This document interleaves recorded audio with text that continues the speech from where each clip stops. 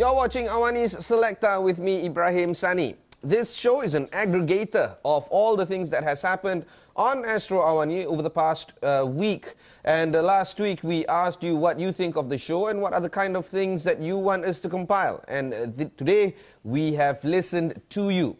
Here are the top 5 things that has happened over the past week that we want you to watch. The first one we start off is with the Wang Kelian death camps. The interview that we did with S. Aruldas, a former journalist with the Millennial as well as the NST, in his upcoming book talking about the Wang Kelian death camps, discusses what happened during the May 2015 discovery of over 100 graves at the Wang Kelian area near the Malaysia-Thailand border. Many of those that were found, the bodies that were found, were of illegal immigrants. Here is a snippet of that interview.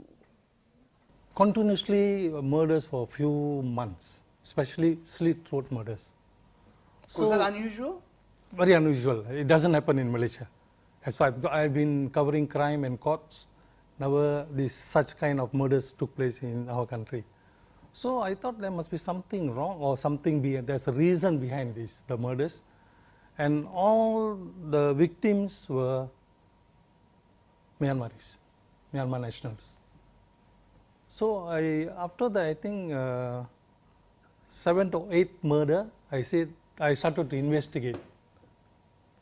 Why is it? What it is behind the murders? What were the police saying at that time about the murders? Did they think it was unusual? But they must have been doing their own investigation. But they didn't say anything.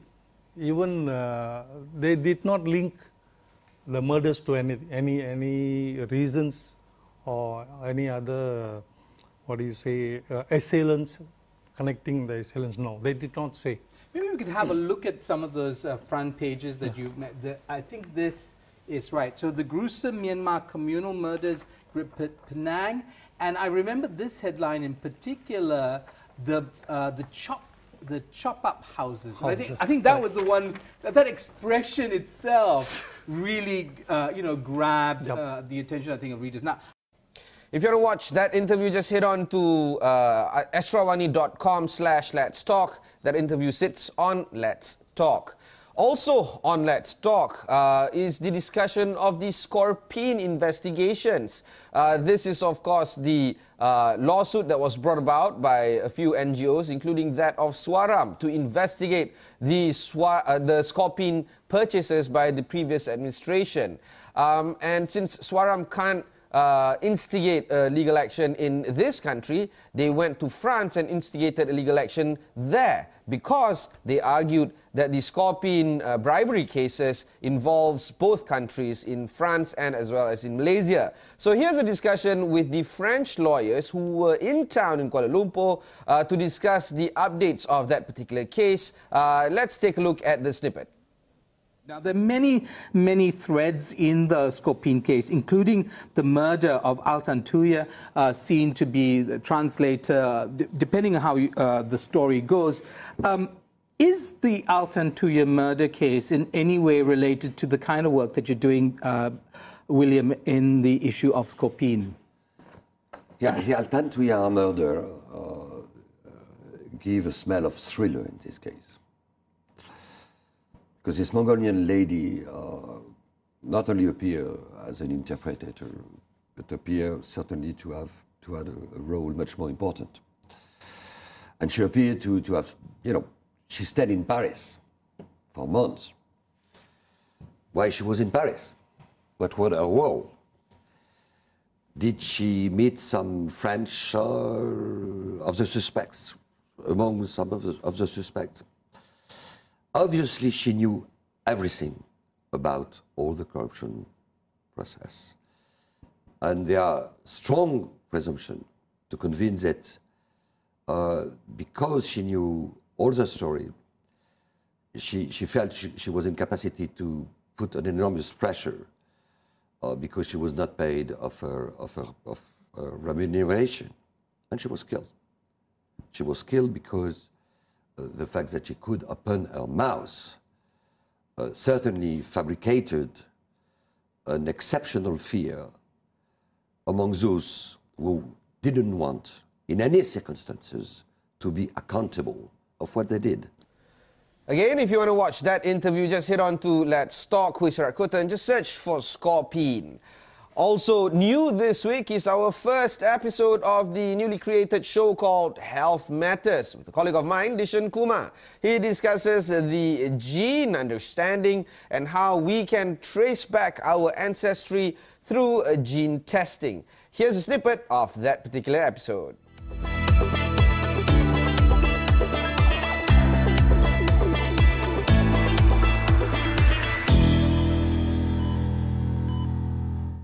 What is actually DNA ancestry? Okay, so DNA ancestry is actually based on one study using DNA mitochondria. This DNA is very unique to human being because it is only inherited from the mother line. Saying that means your DNA can be traced to your great-great-great-grandmother, so you will have the same mitochondrial DNA profile as your great-great-grandmother. So one of the biggest thing in this mitochondria study started around 1970s, where they came out with this theory saying that as an out of Africa, saying that our modern human actually traveled out from Africa around 70,000 years ago, and then this group of people actually traveled south to the land called Sundaland. Previously it was Southeast Asia. Yeah, Southeast Asia, and then another group traveled north to the Europe and everywhere to the north side of the world. Again, if you want to watch that interview, it's on Health Matters with Dishan Kumar. Next week, we'll discuss something new that involves also the realm of traditional medicine on top of modern medicine. Be sure to catch us then. Coming up, we have a short snippet of our new show called The Society with another colleague of mine, Farhana. This week, she will discuss the issues affecting the B40 group or the below 40 group of KL dwellers. And the discussion is, of course, involving and revolving around how they cope with their current struggles of lives in the midst of all the glitz and blitz of today's living. Let's take a look into the society with Farhana. Over the years, the well-being of Malaysians has improved. For starters, we are bringing home a much higher income.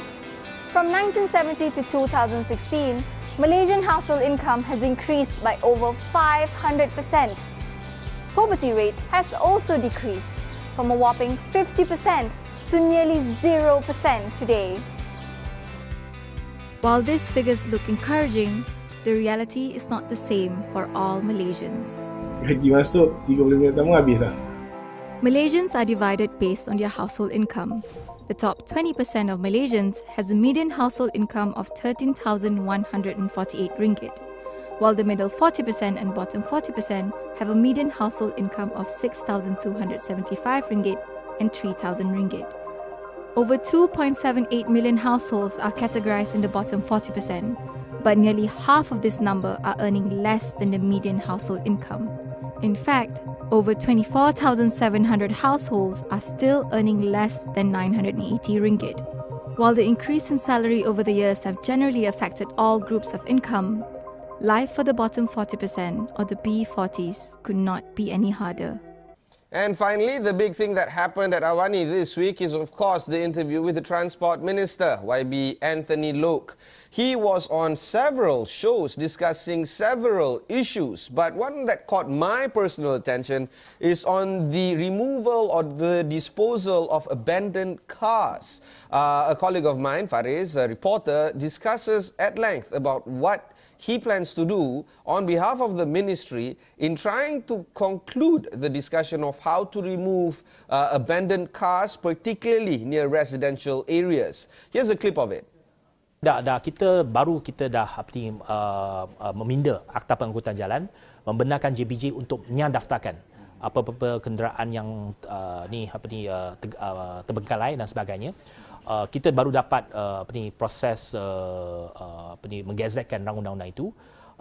bulan depan pada 5 hari bulan Mac saya akan pengerusikan satu mesyuarat Majlis Pengangkutan Negara. Pengumuman akan dilaksanakan selepas itu. So by this ya, year? by sebelum pertengahan kedua, saya yakin dia dapat dilaksanakan oleh PPT. Begini, kalau kenderaan itu sudah terbengkalai, umpamanya dia dah terbiar dekat sana dah berbulan-bulan, maksudnya PBT ada SOP dia untuk mengambil kereta itu, menyita kenderaan itu, dan lepas itu daftarkan dengan JPJ, maksudnya tak ada lagi pemilik kenderaan itu, maka kenderaan itu boleh dilupuskan. Dia lupuskan dan supaya dia tidak menjadi ISO kepada masyarakat. Sebab yang masalah sekarang ini, dia tak boleh, PBT tak boleh mengambil kereta itu dan hapuskan kereta itu, lupuskan kereta itu, kerana dia dari segi undang-undangnya masih ada pemilik. Itu proses yang kita perlu laksanakan sekarang, iaitu menyadaftarkan, diregister pemilik ataupun pemilikan kenderaan itu. Apabila itu dapat dibuat, maka PBT boleh merupuskan kenderaan tersebut. Remember to watch all our interviews and all our shows and all our reports on Astro Awani, and be sure to keep us updated on what you think of the show. Just hit us up on our Facebook page or on our Twitter at 501awani. That's it for today. I have another episode of The Selecta next week as well as tomorrow. So be sure to keep updated on what is going to be offered then. Thanks very much for watching and goodbye.